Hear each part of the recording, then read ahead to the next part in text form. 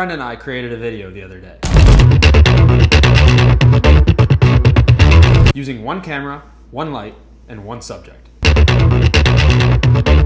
Filming an intentional cinematic short film with nothing but these three items has led me to develop what I'll call the rule of three.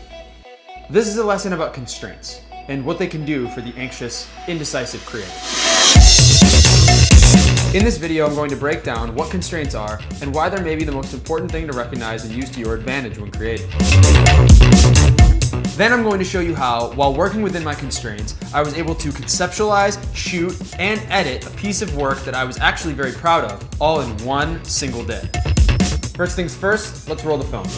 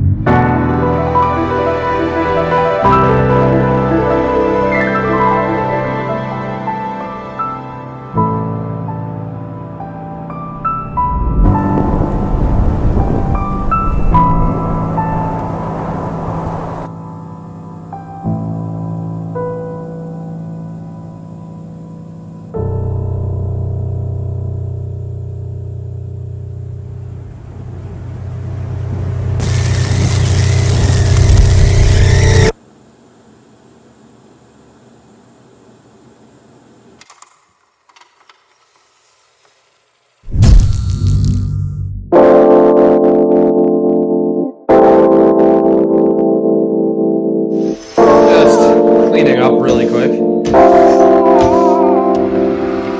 Okay, so I hope you guys enjoyed this short film. Again, we came up with this idea, shot and edited this video all in one single day. Then I sent it over to my younger brother, Jason, who's a music producer, and he scored the film for me. So shout out to Jason for doing an amazing job with that. So first off, what is a constraint? The dictionary would define a constraint as simply a restriction or limitation. So we've all heard the classic kid in the candy shop example. Kid goes into the candy store, looks around, sees thousands of options in front of him, and experiences what we call analysis paralysis. While it may seem like having a lot of options is a really good thing, having too many options can actually be a bad thing. This is for a couple of reasons. The first one being that actually making a decision is a lot more difficult. You have so many options and you sit there analyzing each one and you're just not able to choose as easily. Whereas if you had less options, you'd maybe be able to narrow it down easier. The second reason why having too many options when deciding something may be a bad thing is because once you finally do make that decision, you're going to be a lot less satisfied with that decision you've made. What if you overlooked something? What if that wasn't the best decision? Did you really analyze all your options? Walking away from a decision where you had simply too many options, these are the questions you may be asking yourself. Point here is with less options, you're going to be more satisfied with the decisions you're making.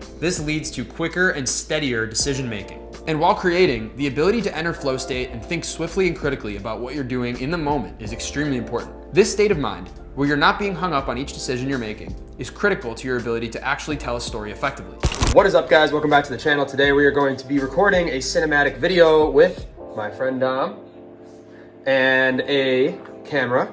We have our Sony a7S III. We're just going to be using, I have a Sigma 24-70 2.8, and we're going to be using the Quartzline mist filter. I'll leave a link down in the description for this thing. And we're also going to be using one of my favorite video lights. These are our Aperture MCs. These are about $100. Link is in the description for these as well. And we're going to use a little fire setting for these. And other than that, the only light we're going to be using is, of course, our natural light. And we're gonna be doing a little snow scene. We have a snowy day going on today. So, bourbon's good. Having to work within constraints such as limited equipment, limited locations, limited subjects, and limited time can help you to really dive deep and focus on the story you're trying to tell, as opposed to these extraneous details that at the end of the day might not really matter. Okay, so we're just kind of getting our last few props together here. This is a very simple video. We have our candlestick with the burning candle, of course. We have our bourbon, and of course the piano, which Dom cannot play. So we're actually going to have a separate song playing in the background, which my brother is going to create for us. So what are the things that help tell the story, and what are the extraneous details that don't really matter? Well, the answers to these questions are that every detail ultimately does matter. Every candy in the candy shop is tasty and delicious. The question you must ask is what candy you are actually in the mood for. What story are you actually trying to tell? Knowing this before starting your project is definitely important. And knowing what equipment you'll need to do so is equally important. This kind of goes without saying. And I do think it's wrong to say equipment doesn't matter. I think that what people who say this really mean is that being hyper-focused on the equipment does you no justice. Obviously, a better camera can lead to higher production value, which has the potential to influence the quality of the story you're telling, but that isn't a guarantee. A story is told by the storyteller, and with all this fancy gear, you might just wind up being distracted. Okay, we got our initial B-roll shots at 120 frames per second. We want it to be nice and slow motion, dramatic before Dom shows up. Then we switched over to 24 frames per second, and this is because we wanted to show that this is actually the scene now. This is actually it's almost more realistic when you have things in 24 frames per second. 3 lights, 4 cameras, 7 lenses, 2 tripods, a stabilizer, a drone, multiple filters, a smoke machine, and countless accessories later, and you may find yourself asking yourself, wait, what is all this even for? The answer, of course, is to help the storyteller tell a better story. But to tell a good story, you don't need much. Okay, so next, for this shot, we're going to get a shot. Here's our makeshift tripod, and because we don't have our tripod here today. The reason why we're over here is so we can get some foreground in our shot, right? So, and I also don't want to show that couch or anything else there. It's supposed to just kind of look like the room just has the piano in it, so you can see.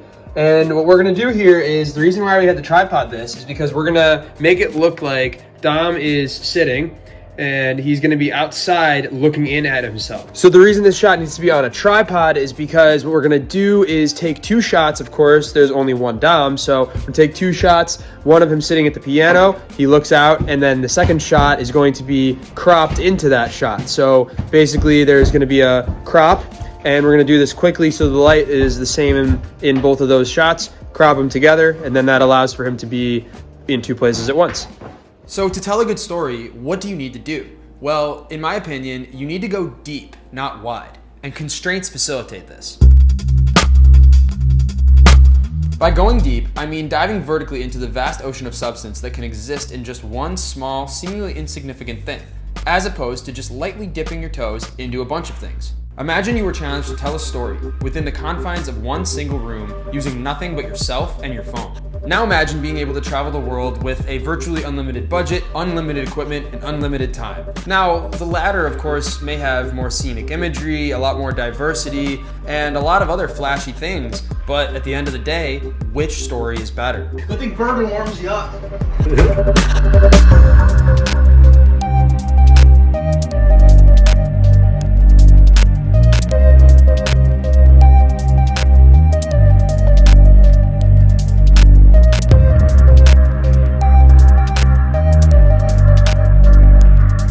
In reality, if you were to travel the world and you had unlimited time and unlimited equipment, yeah, odds are that actual piece of work will probably be a lot more interesting than if you just had nothing but a phone and one room to use. But the point I'm trying to make here is that it's possible to tell a good story with next to nothing.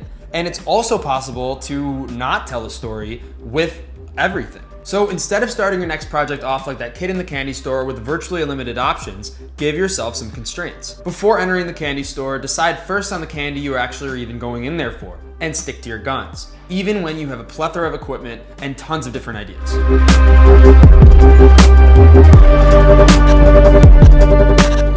Okay, so here's what you should do. So I'm gonna hand you this, and you're gonna point it down at your feet as if you're walking. And just walk out into the yard, kind of haphazardly.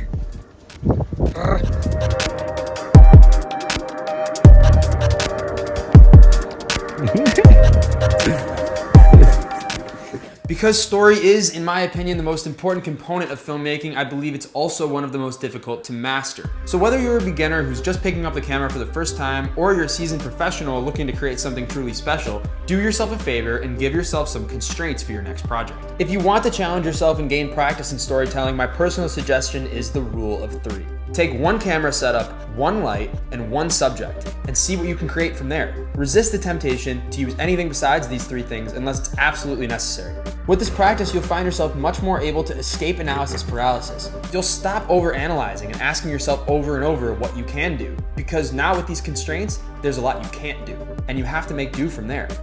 This feeling of making do, that feeling of having to be satisfied and having to accept the decisions you're making as you do them, is very powerful in helping any creative's noisy mind stop overthinking and start doing. And that is a wrap, ladies and gentlemen. Thank you guys so much for watching. That is all for today. Thank you guys so much for watching. If you have enjoyed this video at any point in time, please give me a like, maybe even subscribe to the channel, and leave a comment below letting me know your thoughts and what videos you want to see next. That's really all I have for you today. Thanks again, and I'll see you guys in the next video.